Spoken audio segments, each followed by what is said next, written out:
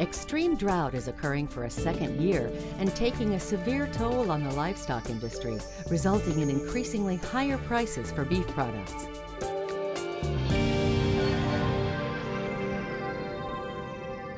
This is the worst year that I can remember having been in the cattle business. Last year was a dry year, and we sustained some loss of our grasses in the fields, in the pasture, and in the hay ground, and we cut back our herd to some degree last year, but nothing like now. We didn't get any rain in this area after the middle of April, and that's 90 days. And we've endured lack of rain plus the evaporative process of just 100 to 105 degrees, 108 degrees.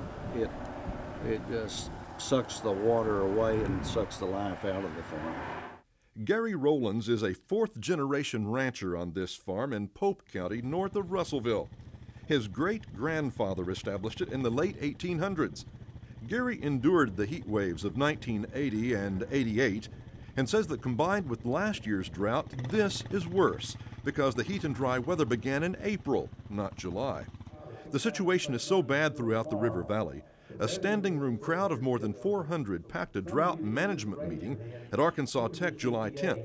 Though they've received some spotty showers, Rowlands doesn't see any real relief on the horizon.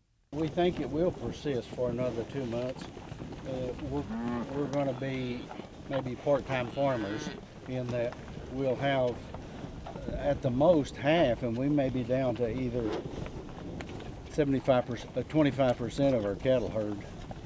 Rowlands has already sold 50 of his Angus and Angus Cross cows and plans to sell at least another 50 because he can't afford to feed them. You can multiply that at auction barns across the state. Just an incredible amount of cattle going through our sale barns.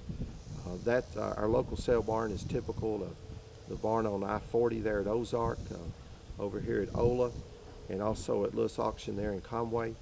If you look at the weekly market reports, their sale numbers have been double and triple of this time last year.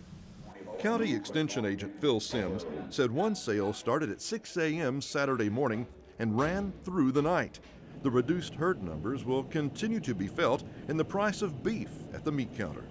If a good soaking rain doesn't come soon, some of Rowland's neighbors may have to sell out completely.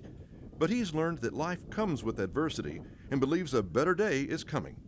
My father, before he left here, gave me 2 bits of wisdom. One of those bits was, we will get through this. We'll come through this. I don't know how many scuffs and scratches we'll have on us, but we will. And the second one was, as we go through life, we can't really expect to have roses every day.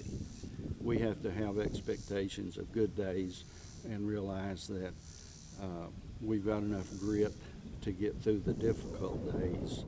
Until then, he will count his cows, what few hay bales he has left, and the cost of feed to determine how many of his heifers he can hold on to. Then he will count the days until next spring, by which time hopefully it will have rained enough to restore pastures and begin rebuilding his herd.